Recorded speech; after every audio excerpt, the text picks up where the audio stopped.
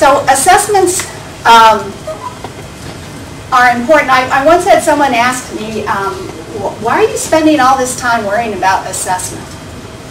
And the reason is, if you want to have an influence on teaching and learning in an education system, I don't know of anything more potent than to really make a difference in the way assessment occurs. Because the assessments, what gets assessed is what gets taught. It's a way of expressing priority. There is so much in the world. There is so much we could teach. There's so much knowledge. What is it that's going to get taught? Assessments are a way of saying, this is what we as a society, this is what we as a culture believe is important. It's what we assess.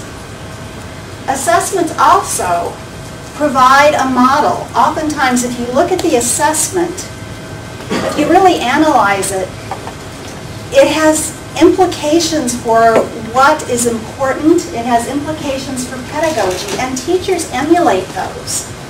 They tend to use instructional routines that recreate the kind of experience that's on the assessment.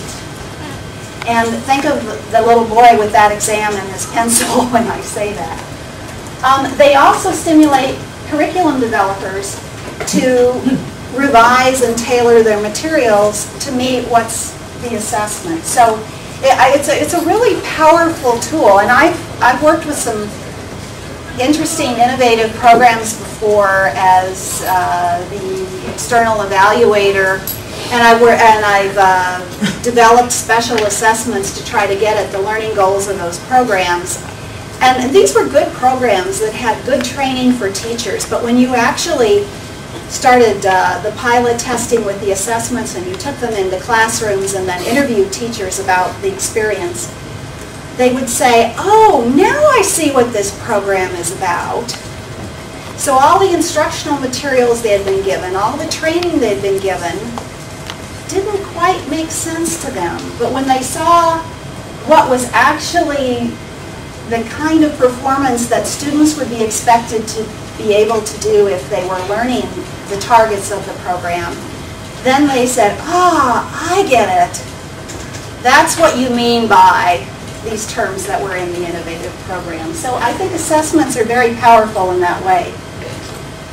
But on the downside, there's a dark side. You know, that's the light side. On the dark side, especially when you have these high-stakes assessments, schools and teachers can easily feel pressured to focus on just what is tested.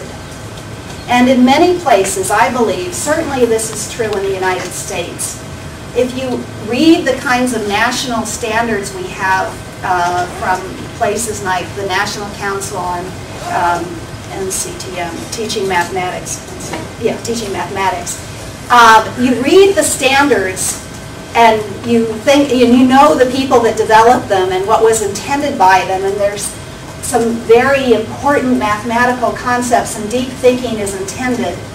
But what happens is when you look at what the states develop as the assessment, the test that they give students, and it's more surface, it's more procedural, and so although the standards sound like a really deep, broad conceptual background, when you get to what's actually on the test, it's pretty narrow, it's pretty circumscribed, and that's what classrooms teach to. They teach to what's on the test.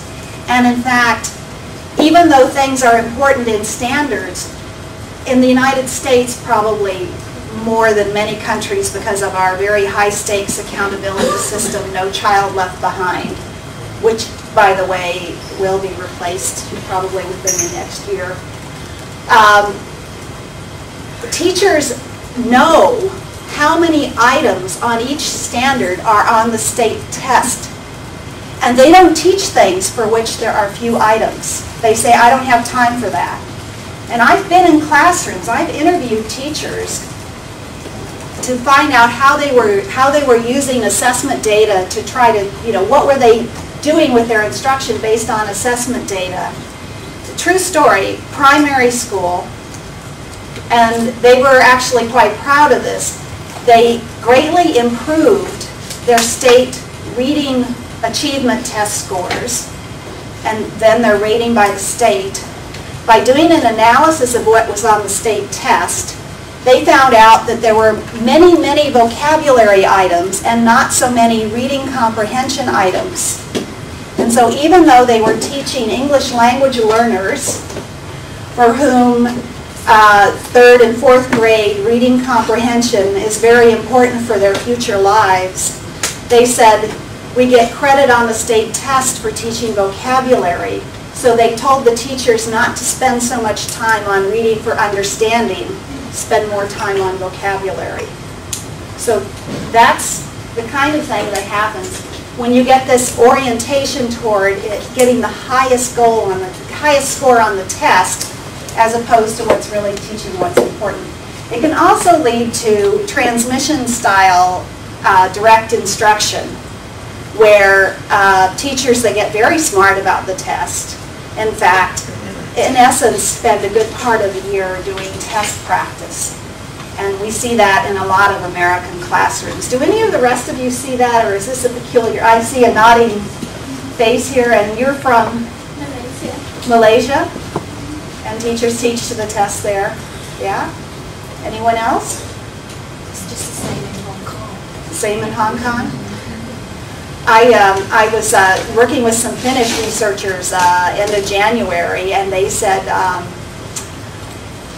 they have the same problem in Finland, which I think of as being very advanced. They said, but ever since they came out being first on PISA, their government is zealous about staying at the top on PISA. So if they think something is not relevant to PISA, don't worry about it.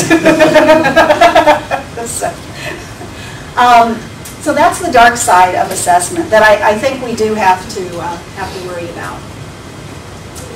And I think we'd all agree there are important aspects of the kind of competency we want our students to have, deep understanding in areas, the kinds of things we've used the shorthand 21st century skills to talk about, that are very hard to capture on a multiple choice test.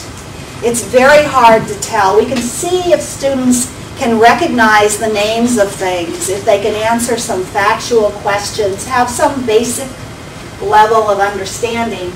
But we can't really find out if they can plan an experiment, if they can conduct an inquiry, if they can be a creative problem solver with a multiple choice test. We also, by its very nature, those tests are in little bits and pieces. And yet we know human accomplishment, the greatest human accomplishments, are complex performances that unfold over time, usually in collaboration with other people, and using lots of resources, and trying, and getting some experience, and then refining and trying again. Well, you can't do that in a multiple choice test. It simply doesn't happen.